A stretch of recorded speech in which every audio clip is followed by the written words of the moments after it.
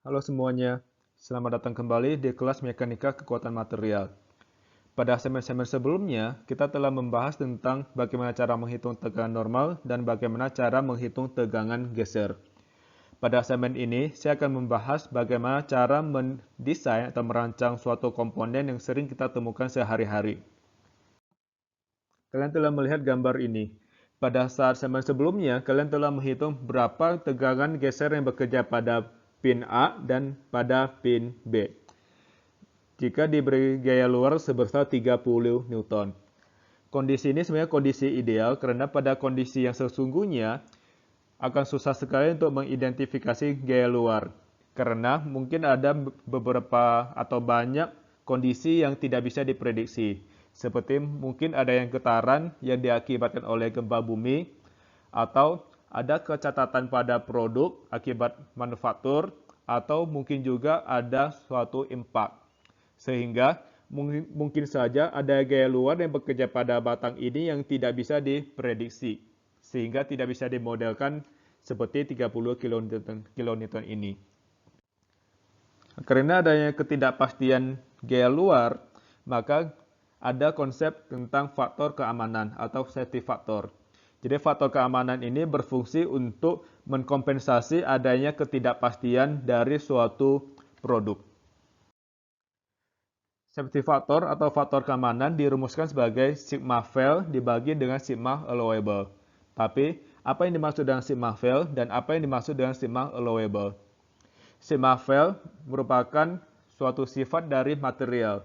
Biasanya kita menggunakan kekuatan luluh atau kekuatan ultimate.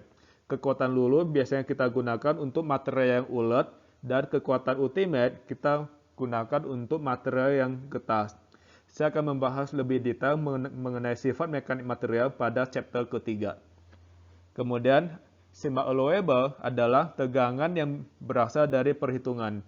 Biasanya kita sebut juga dengan stress nominal atau nominal stress. Jadi, tegangan yang kalian hitung sebelum-sebelumnya merupakan sigma allowable. Besar faktor keamanan ini harus di atas 1, karena jika di bawah 1, maka komponen yang kalian rancang akan gagal atau patah. Semakin tinggi safety factor, otomatis akan semakin aman, tapi kompensasinya adalah komponen yang kalian rancang akan semakin berat. Saya akan memberikan contoh nilai faktor keamanan yang ada pada produk-produk engineering atau komponen-komponen yang sering kalian temukan. Yang pertama adalah pesawat terbang. Pesawat terbang mempunyai faktor keamanan sekitar 1,5 sampai 2,5. Jika dibandingkan dengan produk-produk lainnya, pesawat terbang mempunyai faktor keamanan yang kecil yaitu sekitar 1. Kenapa kecil? Karena pesawat terbang perlu dibuat seringan mungkin. Oleh sebab itu, faktor keamanan yang kecil. Bayangkan jika safety faktornya besar sehingga pesawat terbang akan menjadi berat sehingga susah akan terbang.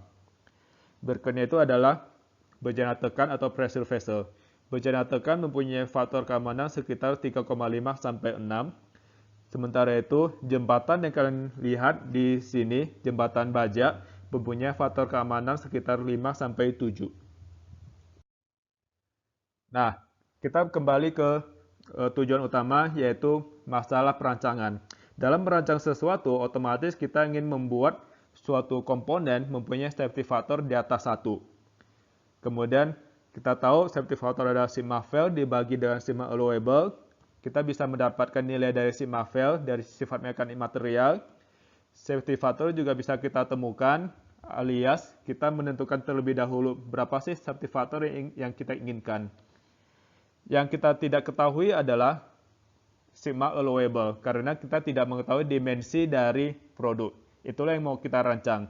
Nah, dari persamaan safety factor ini, kita bisa menghitung besar dari sigma allowable, sehingga ujung-ujungnya kita bisa menentukan dimensi dari komponen yang ingin kita rancang. Dengan demikian, kita bisa menentukan dimensi dari komponen yang ingin kita rancang ataupun yang kita desain. Sekian untuk segmen ini. Jadi segmen ini membahas tentang konsep faktor keamanan dan bagaimana merancang suatu komponen menggunakan konsep faktor keamanan. Pada segmen berikutnya saya akan membahas bagaimana cara mendesain sesuatu sehingga mendapatkan dimensi tertentu. Oleh sebab itu, sampai jumpa lagi di segmen berikutnya.